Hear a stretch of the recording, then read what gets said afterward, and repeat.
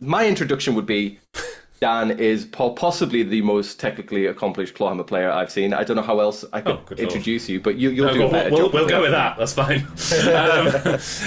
So yes, hello. My name's Dan Walsh. I'm from Stafford in the UK. I live in Shrewsbury now, and I'm a Clawhammer banjo player. And within that technical framework, I like to play almost anything that I think is good, basically. So I think I'm quite relatively unusual in that I didn't take up Clawhammer knowing about old time or bluegrass or anything much, basically, because my original love was Irish, what I now know to be tenor banjo, played on playing jigs and reels, but I didn't know the difference between anything, so I accidentally took up 5-string banjo and Clawhammer style. Excellent. And I think because of that, basically, yes, I'm not exactly your typical Clawhammer player in that I don't really play that much old-time music. Outside of teaching, anyway, I don't sort of play it a lot, just not because I don't like it, but just because I think there's lots of people who do it very well already and probably better than I would. And I think my place in the banjo world, I suppose, is more, my kind of slightly eclectic take on Clawhammer. Mm-hmm. But if you had to pin down my absolute first love, then it would always be the Irish jigs and reels. That's always sort of what I come back to. But I think I'm heavily into bluegrass and funk and jazz and all kinds of other things too. Yeah, cool, very nice. So, I mean, let's hear a little Irish tune. Would that be all right? If you could just, of course, yes. Sorry, that wasn't a very succinct introduction. I just realised. No.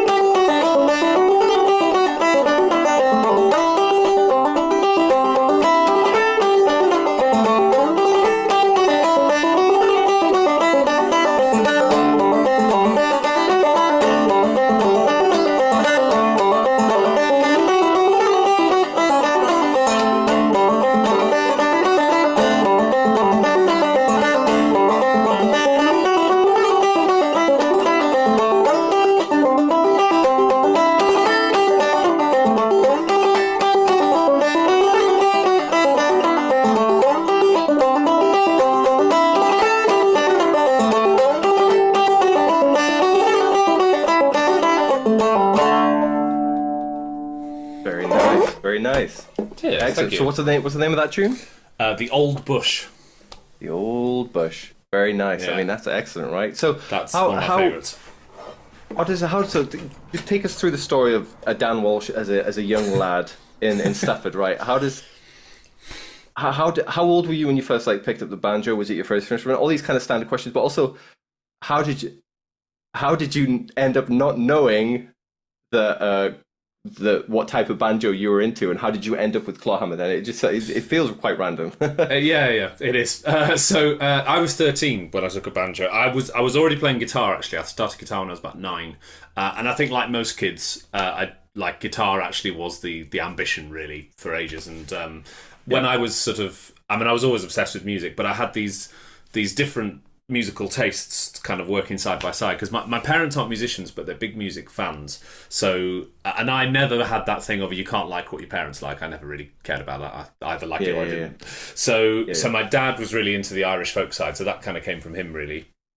And then my mum was at that time was quite into sort of old bluesy stuff. And I also, my dad was the Beatles, mum was the Stones. So I had all these kind of not exactly normal musical tastes for a young person. Mm-hmm. But I was also into the charts, which in the mid-90s, of course, was all the Britpop stuff. So I was also into that. So I did like what was current as well as all this kind of obscure stuff. And guitar was the thing. I was I just want to play guitar, like I suppose most lads did in those days. Don't know if they still do. And then when but the banjo thing just always was there in the background because of this Irish material. So Jerry O'Connor and Barney McKenna were the two sort of preeminent banjo influences in my life. And it always sort of stuck with me. And we went to see the Dubliners, actually, and Barney played a medley of banjo tunes ending in a tune called the High Reel, which, in fact, I'll give you a very quick...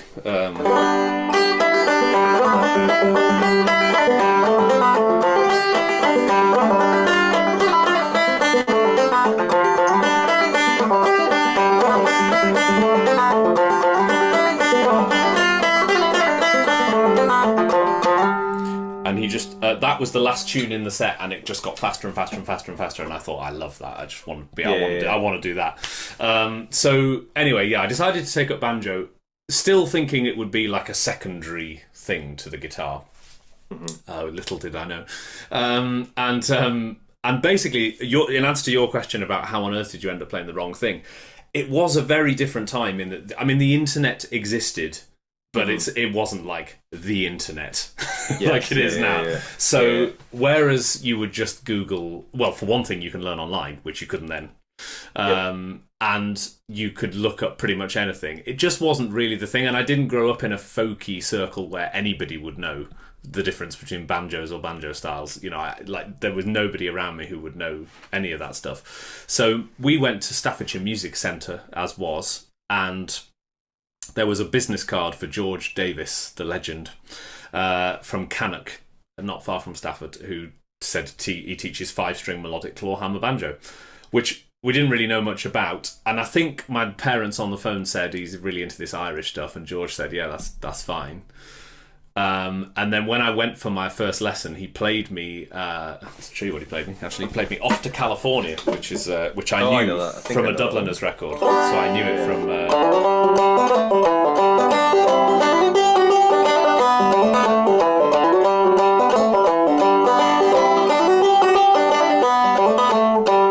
That one, and I was like, it's Off to California, fantastic. So I never even questioned that it was. I didn't know there were different banjos. I thought this was it. I just thought this was banjo. So I was like, well, that sounds great. I didn't even listen, to be honest, to the whole 5-string melodic clawhammer thing. I was just like, this is banjo. He's just played me Off to California. Sounds great. Didn't really think anything of it.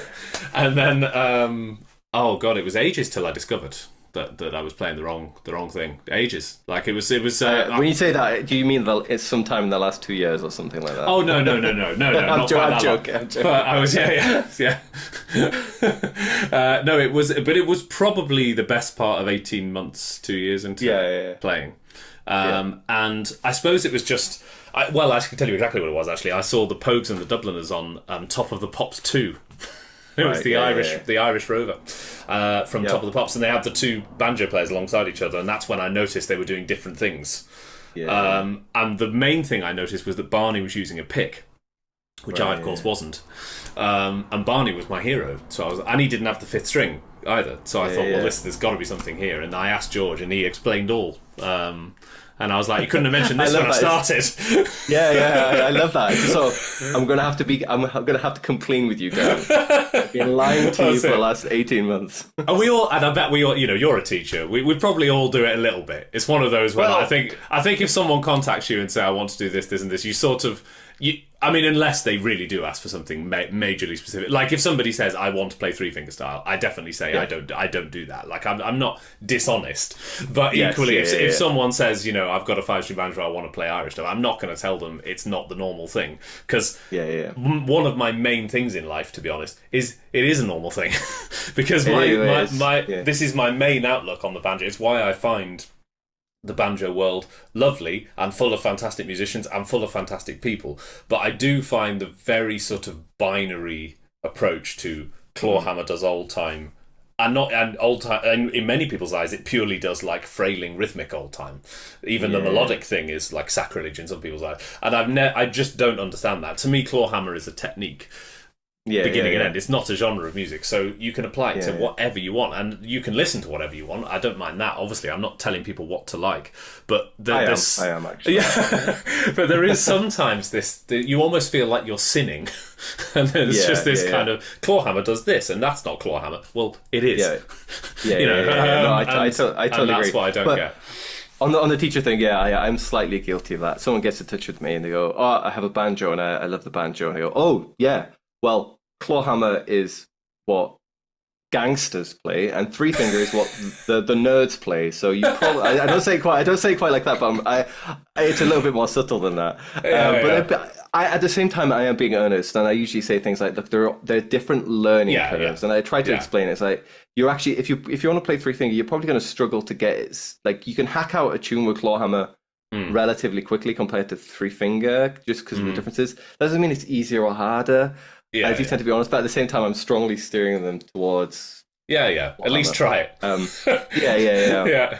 And I think right. and I was fortunate that George taught a lot of like this. So he did teach me a lot of old time, which I'd never heard otherwise. But because he taught largely from Ken Perlman's book, in fact, here it is. You can see I've had this since I was 13, and it's lost the front and back cover.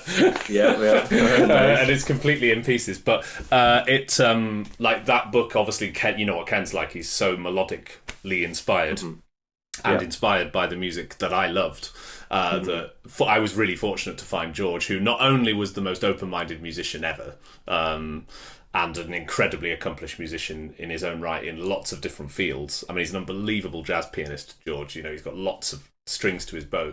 But also Ken, obviously, is my biggest influence probably in terms of how I arrange things and stuff like that. Yeah. So I was lucky to end up with a teacher like that, rather than like a hardcore old time purist who I'm sure I would have learnt some things, but I probably also would have steered away. Whereas George, to this day, is my my guru. Oh, nice, very cool. So I mean, I guess on the subject of your kind of development as a musician, there's a lot of this like Indian kind of raga stuff. So where along the journey does that come in, and how? Or is it just an extension of you just wanting to kind of push into different things? All of the above, really. Yeah. So I mean, to step back a bit, I mean, I was always into lots of different genres from around the world. So when I was really young, like 7, 8, do you remember Encarta, the computer encyclopedia? Do I remember Encarta? Of course, yeah, of course. Oh my god. So I used to love that, and I used to love listening to they used to have little clips of music from around. So they'd have an article about instruments or a country's music, and I used to love trawling that, listening to loads of stuff. So I always had this kind of interest in world music, as much as I don't really like that term. When I took up banjo, there was nothing more natural to me than to try playing some of that stuff. So I remember even as young as probably once I'd got to university, actually, so maybe 18, 19, I tried out, there was a couple of Egyptian things that I really liked, and I gave them a go on banjo, and just arranged them in the normal way I arrange like jigs and reels, which is another key point of mine, is that I think people have this idea that I have lots of ridiculous techniques that aren't clawhammer. I really don't. Basically, they're all like clawhammer techniques, and I apply them in much the same way to arranging whatever the genre I'm arranging.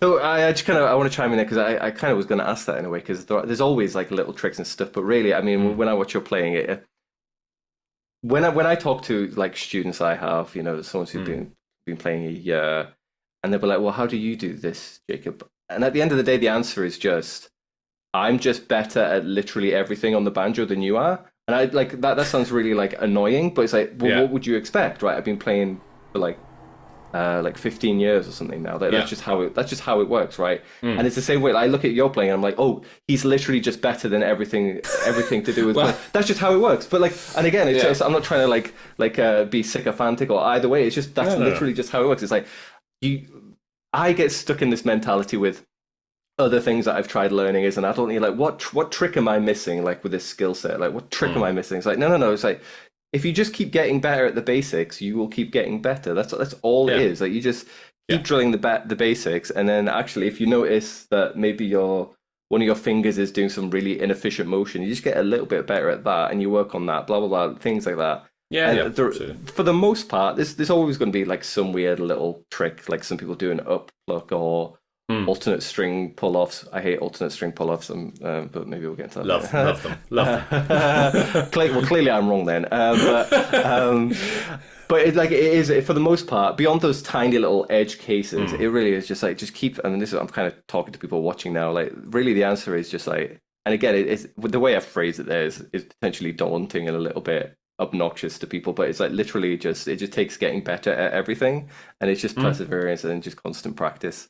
Which isn't a very sexy answer either, because people want there to be like some cool tricks, but it really is. Well, I do agree with much of that. I think you're right in the sense that I think I have taught people who are very much after a quick fix. So they're very much after I mean, to be honest, so before this call started, viewers, I asked Jacob for some like, how do you do like YouTube thumbnails and make them look like Jacob does, which gets more views? And I sort of, to be honest, I probably did what you're talking about, which is I want you to tell me something that takes 10 seconds so that I could just do it. And that, of course, is not how it works. And I think some people approach learning an instrument that way. They think there is some little ingenious ruse that no one knows. And there isn't. And I think, working on each and everything that you want to work on, I think, is a great thing. And what you have to get out your head is the competitive element of it. So you have to get out that thing of and the word I really hate is should. So I always hear this, I should be able to do this by now. Why should you? If you can't, you can't. Like, at the end of the day, just focus on improving. Nothing else. Don't focus on where you think you should be by a certain point or where your mate has got to and you haven't, because it comes in peaks and troughs. Like, I remember starting with two blokes from Shropshire. I started teaching them at exactly the same time, and they've done this a lot. Like, there was one guy who was much quicker on being able to get through a tune than the other, but actually he sort of struggled to really get beyond that. So he would churn out these, I'm not having a go or anything, but he would churn out these slow, quite mechanical renditions, but he really struggled to embrace the sort of musicality side of it, if you like, and the feel and the expression. Whereas the other guy was much better at that, but we had to get rid of some of the mistakes. And, you just have to focus on improving and not this mythical idea of some sort of Everest that you're trying to reach. It doesn't work like that. And it doesn't work like that for me either. It's and certainly if anyone has the idea that I was an instant gifted prodigy, I really wasn't. You can ask George. I couldn't play in time to save my life. I couldn't even get a decent note to start with, because Clawhammer is inherently quite odd and whatever. But to go back to your other question, so the interest in music from around the world was always there. The Indian thing specifically really stemmed from 2013. I was invited to Kolkata in India for a project called Folk Nations, and we were just like put in a hotel for a few weeks and encouraged to collaborate, and I did a lot of jamming, discovered I could make quite convincing noises really by kind of parroting what I was hearing a lot of the time. So that's weird. That's almost like that's how all music works. I'm not being facetious. No, it's remarkable. I agree. Yeah, exactly. Yeah. And I think, well, in some ways, it almost backfired, because I think they then got the impression I knew what I was doing, which I really didn't. So and I still don't. So the sort of the overall rhythmic structures of Indian music remains a total mystery to me. But I think because I learned the little cues that they often do to get between sections and things like that. I sort of like I say, I was clearly bluffing quite convincingly, but equally, I mean, it's baffling music. It's incredible, and I love it. But I think to really do it justice and understand it and play it totally like they do just takes more hours than I will ever have. But then you have to be careful, because there's the whole cultural appropriation argument as well. I don't want to be seen to be just sort of nicking sounds either. So I'm always quite careful in how I present anything I play that's Indian flavoured, and sort of try and say, well, it's in the framework of jigs and reels, because I do understand that, and I have a loose understanding of how you might structure a performance of a raga, and I get what some of those scales, which is basically what ragas are, I understand what they are, but like, I'm not passing myself off as any kind of authentic voice on Indian music, because that's totally fair. Do you know the guitarist Derek Trucks? Yes, I do. Yeah. Oh, right. Do you quite like? I was just quite curious if you quite like him, because I quite like his. I think he's amazing. Like, he's incredible. But he sounds like he takes some similar influences, but again, for him, it's a bit more like blues, I guess. Yeah. I'd say that's true. Yeah, and Davy Graham did that years ago as well. I mean, it's interesting. You mentioned about Clawhammer players in the UK, and there not being many, and it is growing a bit. And I'm like very pleased that I've taught a few young players who are really sort of making waves, and none more so than Kate Griffin, who is in Mishra, who played Glastonbury this weekend actually, she's far more up on the Indian thing than I am. I mean, she studied it in much more depth than I have really. I've sort of continuously listened to it and sort of tried to understand it a bit, but she's gone very much to town on that. So not only is the Clawhammer Banjo movement growing, but the Indian Clawhammer Banjo movement is growing. A niche within a niche within a niche, I think. Exactly that. Yeah. That's it.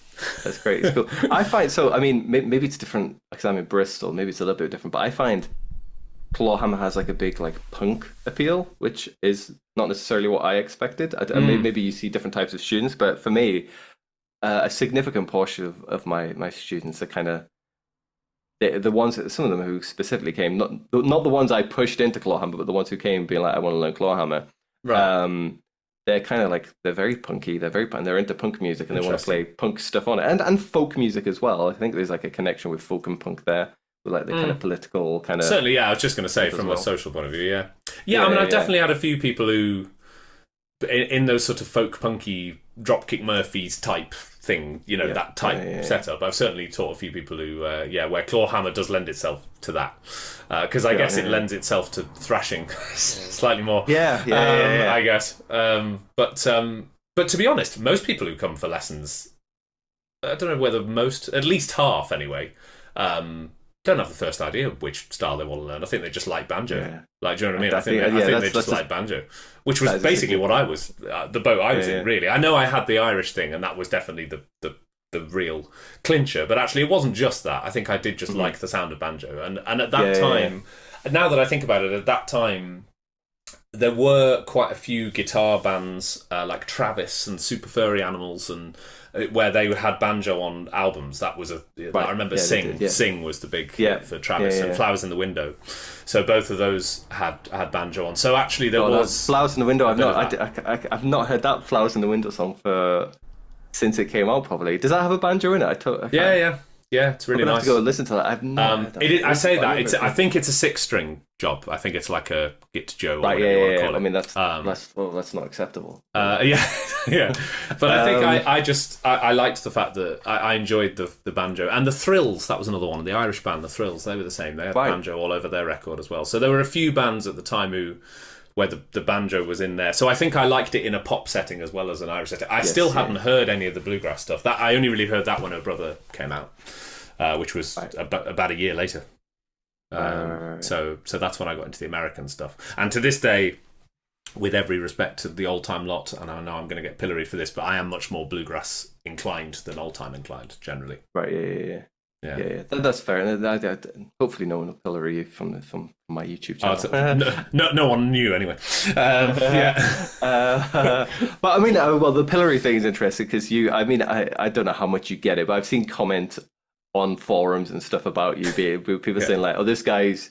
It's the typical thing. If someone's technically accomplished at anything, then it turns to like this person is just like he's just technically accomplished for the sake of it.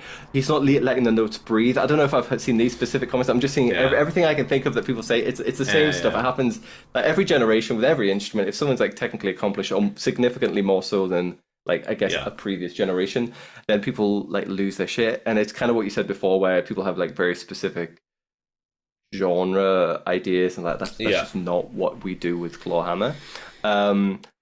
Is that like, I've seen it on like old banjo hangout forum. Do you still sometimes get that? Do you get comments like that on your video, or is it just not really? Yeah, I mean, the odd time certainly. Which I mean, it's one of those. I think in my younger days, I probably did have a tendency to just. I think I don't think I consciously did. But I think probably there was a little bit of a subconscious mindset of, if I'm able to bash out this tune in Clawhammer style, that is kind of enough. And I think what I didn't appreciate probably, and I think university kicked this into me really well, which I'm really glad it did, by the way, is the thing of actually understanding the nuances of a genre that you're doing. And I think a lot depends on what you're trying to present. So for instance, when I did the O'Neill's Tunes album, which is all Irish traditional tunes from the O'Neill's collection, played Clawhammer style, but apart from the fact it's played Clawhammer style, like clearly what I was trying to present was a reasonably authentic take on those tunes. I wasn't trying to do any fusion here. I was literally playing these tunes, albeit in an unusual banjo style, but basically in terms of the actual notes. So in that instance, I actually didn't get this, but if, let's say, an Irish musician said to me, like I've been playing like this music all my life. For me, in those reels, it's missing this bit of swing that characterises Irish reels. That is the kind of thing I'm prepared to listen to, because I think is something I'm interested in doing. Yeah, the whole kind of Clawhammer equals bum ditty, therefore this is wrong. I'm not interested in. Because and I think a lot depends on what it is, like I say, you're trying to present. If you go on stage and market yourself as kind of either an authentic take on Clawhammer, which clearly I'm not, or worse than that, if I went on stage and said, listen to what I can do on Clawhammer, I bet you didn't know it could be interesting, then clearly that I would be a complete cock, and that would be awful. But that's not what I do.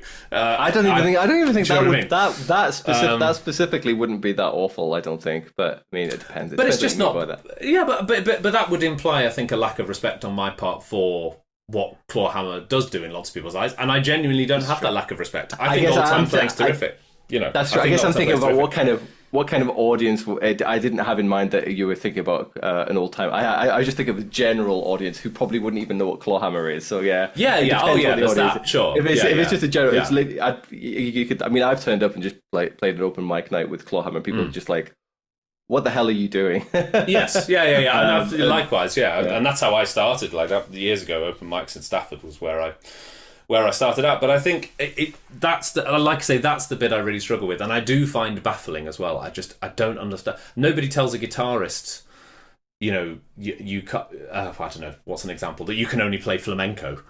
Like, do you know what I mean? It's genuinely a mystery to me. I don't know why you would consider a banjo technique to be limited to one genre. Not even just one genre. Like, to a lot of people, a kind of just rhythmic accompaniment to fiddle tunes and nothing else. That I genuinely don't understand that. If you want to do that, then do it. Totally. And it is about fitting in with stuff. And I think the point that people miss is it's about fitting in. So I've heard things like 5-string banjo doesn't belong at Irish folk sessions, especially Clawhammer. I've heard that. I've heard, how does Clawhammer fit into bluegrass? It doesn't. Like, I've heard stuff like that.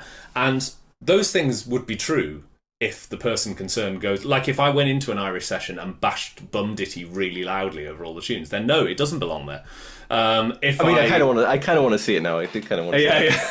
But, and likewise in bluegrass, if I did, like, really sort of straight-ahead Bum Ditty when a mandolin is more or less doing that anyway, or between the mandolin, double bass and guitar, they've got that covered, then I agree, it doesn't fit. So don't do that.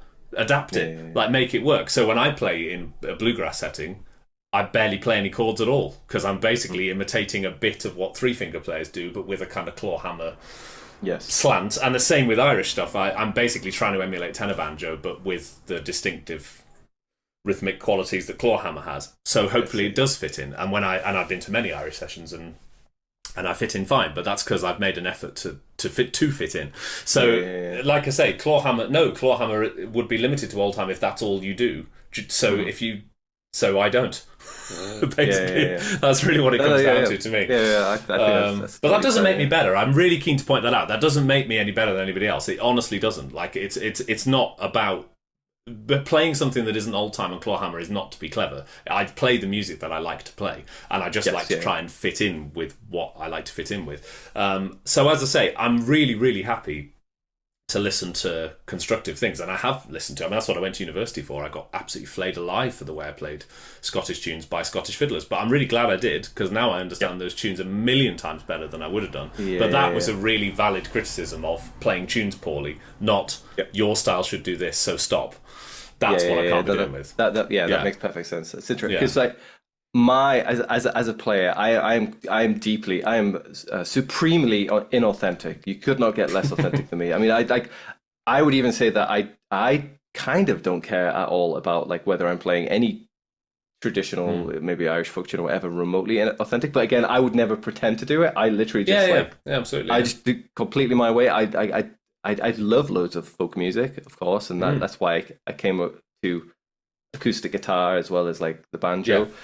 But for me, it's I'm kind of, like, originally like a rock kind of guy, and that's still, like, my main thing. Like, even more specifically, like, progressive rock of the 70s or, like, psychedelic rock of the 60s and 70s, that kind of stuff, as well as, like, funk and whatever. I started as a bass player, so to me, everything is utterly inauthentic, and I wouldn't even but again, it's all just about, like, approaching, like, being kind of like It's authentically inauthentic, I guess I would say is kind of my mindset. I think that's a good way of putting it. And I hasten to add, I mean, when I do play Irish tunes or whatever type of tune it is, it's not that I feel like I have to slavishly obey whatever genre that is at all. Yeah, I'm totally up for putting your own slant on it, but I think it's better if you understand what it is in the first place, I think. Yeah. And I think... And in the banjo world, I think you need different people to do different things. I think that's why Bela Fleck is such an important figure, because I think it needed someone to prove just how many things you can play on banjo and stay true to the spirit of that genre. And he's very good at taking whatever genre, and I mean, it is almost anything. I mean, jazz, funk, bebop, the classical stuff, the Bach stuff, all of that. Yeah. He takes it and studies it to the nth degree and recites it. He can stay true to that genre better than any banjo player I've ever known. Whereas you get other people, and I would probably put myself in this camp, where you definitely have loads of influences and kind of you fuse them together and you create a kind of a new thing with that. I mean, I love the Fleck tones because I think that's where he does most of that kind of meeting of different genres. But I also think, like I say, the albums he's done, like the Bach thing, that's such an important thing for the banjo to have been able to do that, I think. And maybe that was my thing with the O'Neill's tunes. I wanted to prove just how that you can just do it straight ahead tunes with a guitar accompaniment. That's it. Like, I really wanted to sort of showcase that side of the banjo as well. So yeah. Cool, good. I mean, I just kind of we can kind of wrap up soon, but I'm quite interested in like you teach, I teach. I'm quite curious about your general approach to things. So there's things that I say, and I say in my YouTube videos as well. And I'm just curious, like, I'm quite curious to see if you agree or disagree with my general approach, because I tend to encourage people. And again, I do it all the time with my YouTube videos. I'm just like, well, when you start off, and I'm thinking about like beginners, right? I'm just like, do not think about accuracy. Just hit the bloody thing. And actually, I mean, part of it's like when I watch a player like you or some other players out there who are like clearly top of the game, right? I'm like, the one thing I can see the difference between your style and my style is that you're less shy about just hitting it than I am. I have this kind of, I don't know what it is. It's not that you're being sloppy. You do care about accuracy, but clearly there's also like I'm just hitting it kind of attitude. Yeah. And being able to dig it. Banjo is like, in my mind, maybe you disagree. I think I'm right. In my mind, it's like topsy-turvy compared to like virtually everything else that most people will learn, where you have to start like mechanically being a bit sloppy and then you refine the accuracy. That's always how I encourage people to do it. I'm just quite curious if you have like, this is one of the things I find like is a go-to. I always keep going back to it with students, because I just wonder if you agree with that, and also whether there are things that you consistently find yourself having to correct with other people, or like if there are consistent problems that you find yourself having to iron out with students. That makes sense. It does, yeah. So it depends a little bit on who I'm teaching, to be honest, because I think there are a lot of different personality types. So I'm not even talking about like people who've played before or are ranked or absolute beginners or anything like that. It's more to do with the personality type. Particularly British people, actually. British people are very shy and reserved. So there are a lot of people where I would take your approach and just be like, I encourage them to just hit it. And actually, yes, I suppose this probably ties in with this. Is my first thing is sort timing first and foremost. Sort that out more than accuracy, actually, to begin with. So if you can play in time, if you can get the hang of the rhythmic movement of Clawhammer, so in 4/4, if we're on the beat, you're going to be playing down with your finger. If we're on an and, you're going to be playing with your thumb or your left hand. Like, basically, that's always the case until we get into more complex stuff where there's cross rhythms and whatever. But if we're talking bog standard 4/4, that is the rule. Like, just drum that into your head so much that you're bored of it, but just drum it into your head and worry about that more than worry about I agree the accuracy. I think if I teach a slightly sort of cocky, arrogant youngster who's thrashing the hell out of it and trying to get through a tune as quickly as possible, like I was, then I'll definitely try and rein them in a bit more and actually be more pernickety on accuracy. Whereas if it's like a shy, nervous adult who is like just doing this and is like worrying so intently about playing the wrong note that they're not actually playing at all, they're basically just I mean, because even if they do successfully execute the one finger little stab of a string, it doesn't really achieve anything. Do you know what I mean? Yeah, That's not yeah, really... yeah. All that's happened is you've played the right string, but I mean, for what? You're not going to play like that for the rest of your life, are you? So actually, it's much more important to focus on doing the technique and getting the timing right. But as I say, it depends a little bit on who I'm teaching. You're right. In the same way that, like, I have the student where they are so determined every time to play a tune from start to finish that they never fix anything. Right. So, but I've also got the student who makes even the slightest, like, non-mistake. Like, I mean, I've known people stop that, like, where they just stop playing and they just completely go to pieces and they have to start again. So I'm going to tell them pretty different things from what I'm going to tell them. That's true. I think I personally have found, even like teaching bass and guitar, which I teach as well, it's just like it's much more common the other way. It's more common the one way where it's just like you just have to beat the crap out of the instrument a little bit. And you're right. Like I always say it's like riding a bike, where like riding a bike, not in that once you learn it you never forget, although also a bit of that, but more like to ride a bike you cannot maintain momentum and steer. No, so you cannot maintain balance and momentum separately. Like they're the same thing. And I always try to say to people, like, Clawhammer is more like that than most things, where like you just have to keep it going. And if you hit the wrong note, like that will happen no matter what level you are at. Obviously, the more you play, the less it will happen. But you never get to the 100% point where it's perfect all the time. You have to have this. You have to have this mentality of I made a mistake and I'm just going to continue anyway. And I clearly speak in too many analogies. I don't know what it is about my brain, but I'm always like, it's like talking. Like it happens on a daily basis when you're talking to people. You'll stumble over your words, and then you don't fall apart. I've used that as well. Yeah. You just keep it going.